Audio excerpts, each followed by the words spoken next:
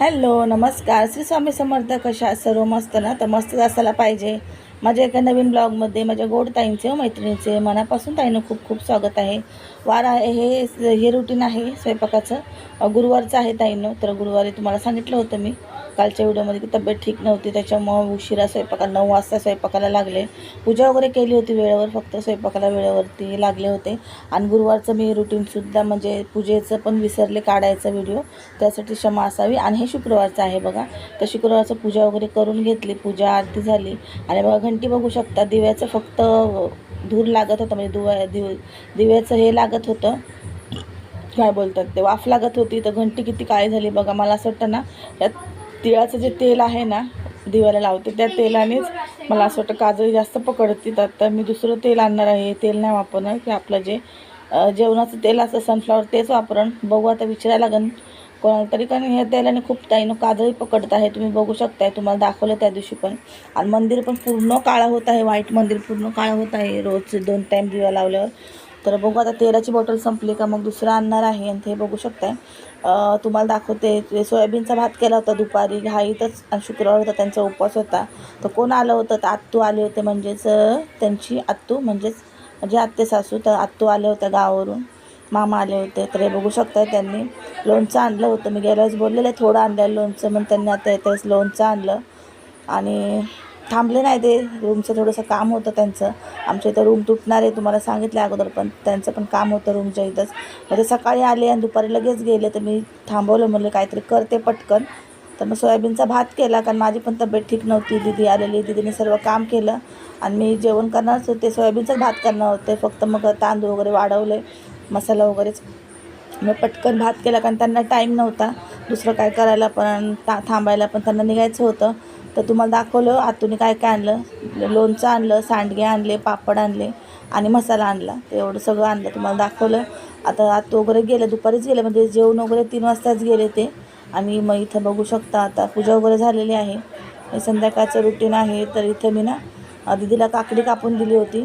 आणि हे फ्लावर, बटाटा, गाजर, शिमला मिरची, फरसबी ही भाजी दीदीला, नारियाला, आणि मेथीची भाजी आमच्या तिघांना. तर हे बघू शकताय, कारण ते दोघं पण, आर्य आणि ईशा दोघं पण खात नाही मेथीची भाजी.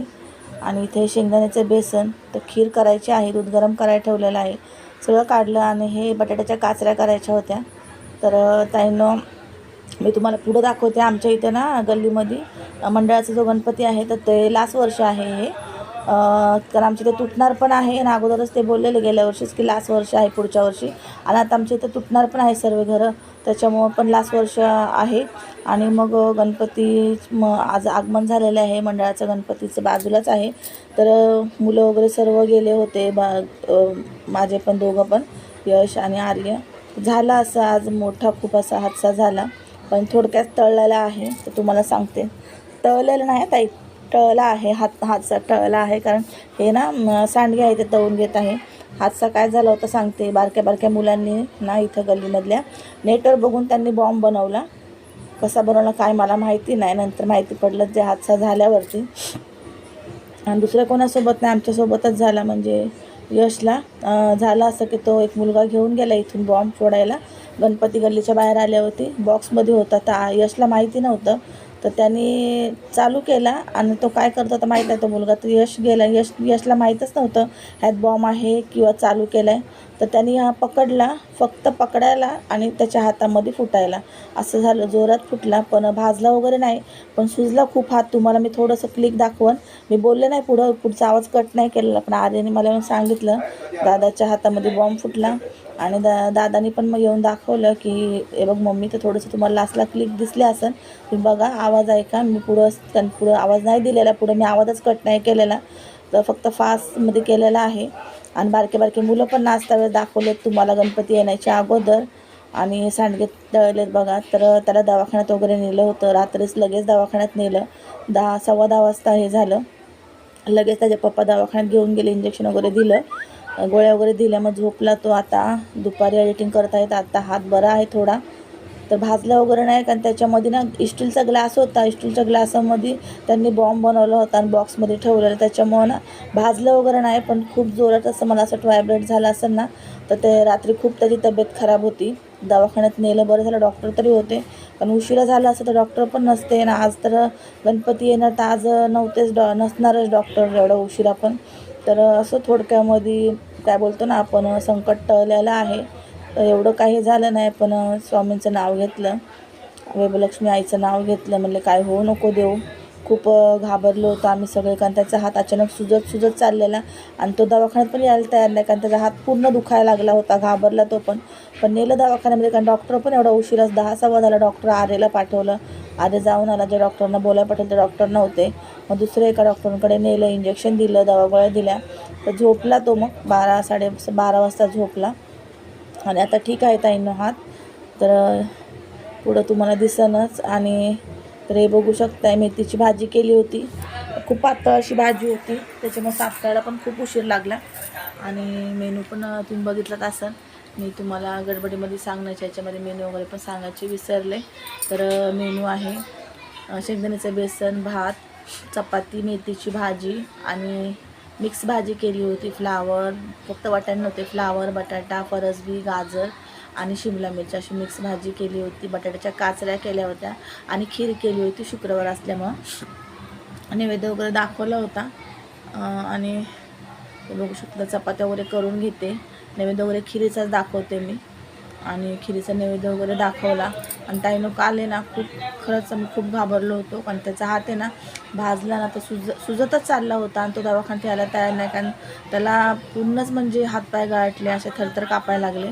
तर आता म्हणले काय करायचं, कुठले डॉक्टर येणार. आणि पाऊस पण खूप होता त्यावेळेस. ज्यावेळेस गणपती इथं आले ना, तुम्हाला दाखवले पुढं मी, गणपती यायच्या अगोदरच ना, दारामध्ये यायच्या अगोदरच पाऊस पण खूप आला होता. तर असो, तर आता म्हणजे आहे, व्यवस्थित आहे यश.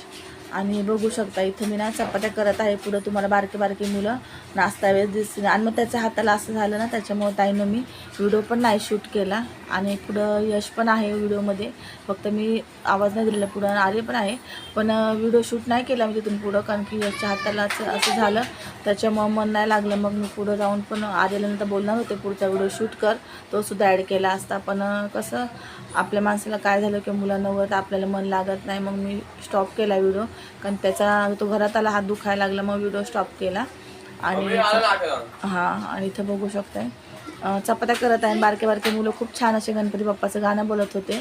तर ते गाणं बोलता वेळेस, नाचता वेळेस गल्लीतलेच पोरं होते बारके. आणि तुम्हाला बँजोचा आवाज येत असेल. मग दुसरे गणपती येत आहेत, घरगुती गणपती असतात ना, ते गणपती येत आहेत. त्याच्यामुळे बँजोचं येतो की नाही माहीत नाही आता, कारण मला येतं, व्हिडिओमध्ये पण येत असेल. तर असं तुम्हाला गणपतीचं मी नंतर दर्शन दर्शन घडवून देईनच नंतर, कारण की मी संध्याकाळी पाया पडायला जाणार आहे. सकाळी नव्हते पाया पडायला गेले, आणि मग आता संध्याकाळी जाईन पाया पडायला वगैरे, काहीतरी प्रसाद पण देईन. दाखवूनच तुम्हाला. खूप छान असे गणपती बाप्पा आहेत, उभी मूर्ती आहे खूप छान अशी, तुम्हाला दिसलेलीच आहे. पण कसा पाऊस होता ना, त्याच्यामुळे प्लॅस्टिक लावलं होतं गणपती बाप्पांना. आणि खूप म्हणजे गडबड झाली, कारण की गणपती उभे होते. आणि हे बघू शकताय, हे बटाट्याच्या काचऱ्या केल्या होत्या. तर बटाटे थोडे जास्तच होते, पण मी कढईतच टाकले तर पूर्णच ते गाळ झाले होते. म्हणजे असं पण छान झाले होते, तसे पण छान झाले होते. आणि खिरीचा प्रसाद वगैरे काढला. आणि दीदीला सांगितलं नैवेद्य ठेवायला, म्हणजे अगरबत्ती वगैरे दाखवून नैवेद्य ठेव. तर बघू शकता बटाट्याच्या काचऱ्या मस्त अशा झाल्या होत्या. आणि खूप उशिरा जेवलो आम्ही ताईंनो. ते पण जेवत नव्हते, त्यांचा उपवास होता. तर त्यांना बोलले जेवून घ्या, उपास सोडून घ्या, कारण गणपती यायला टाईम आहे.